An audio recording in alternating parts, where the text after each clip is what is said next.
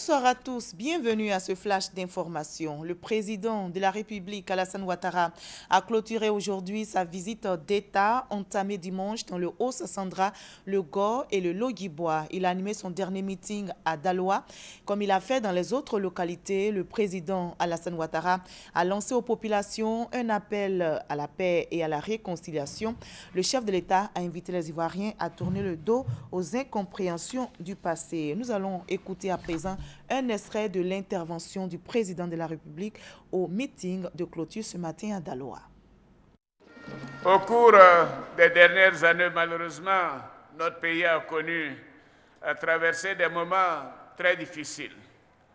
Oui, des amis, des voisins, des communautés se sont affrontés. Et cette région, je le sais, en a beaucoup souffert, malheureusement. Je voudrais donc exprimer ma compassion à toutes celles et à tous ceux qui ont souffert durant les crises que notre pays a traversées. Et je présente mes condoléances aux familles des personnes décédées. J'apporte bien évidemment mon réconfort aux blessés, à tous ceux qui ont perdu des biens. Oui, c'était des moments difficiles. Chers frères, chères sœurs, chers parents, afin que cela ne se reproduise plus jamais, je suis venu à Daloa, comme je l'ai fait à Gagnoa, pour lancer un message de paix et de réconciliation, un message de tolérance, d'union, de rassemblement entre les filles et les fils de notre chère Côte d'Ivoire. Nous devons tourner définitivement le dos aux incompréhensions du passé. Nous devons faire en sorte que la Côte d'Ivoire ne vive plus jamais de tels drames.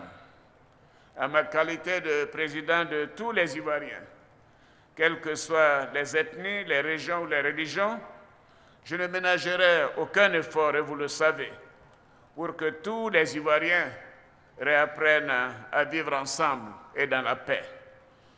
Oui, je veux que tous nos concitoyens vivent ensemble dans la paix, mais également dans la tolérance, comme nous l'a enseigné le père de la nation, le président Félix Houphouët-Boigny.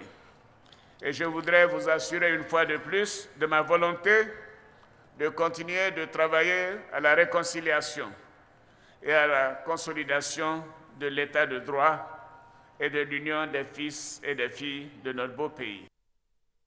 Et nous reviendrons en détail sur cette étape de la visite d'État du président de la République avec nos envoyés spéciaux dans le Haut-Sassandra, le Gor et le Logui-Bois.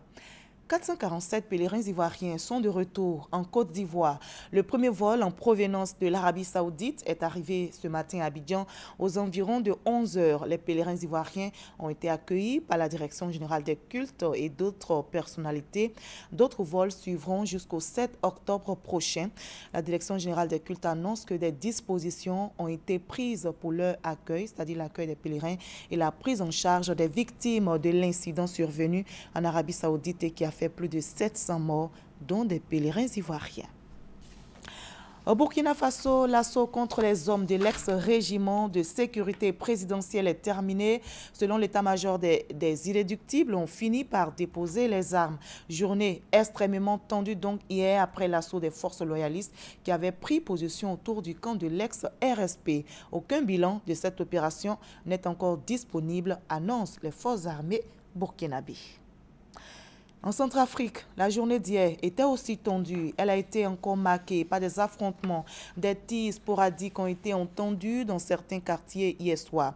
Une fois encore, le couvre-feu censé débuter à 18 h local n'a pas été respecté. La Centrafrique qui fait face à des violences depuis quelques jours, à l'origine le meurtre d'un mototaxi.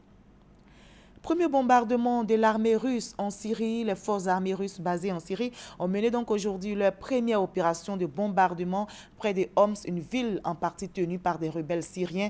Les militaires russes avaient prévenu les États-Unis à la tête de la coalition internationale qui mène des bombardements en Syrie depuis plus d'1 an. Et on termine par cette information. Le drapeau palestinien hissé pour la première fois au siège de l'ONU à New York, c'est un symbole. La Palestine a obtenu le statut de membre non observateur à l'ONU. On se donne rendez-vous à 20 h.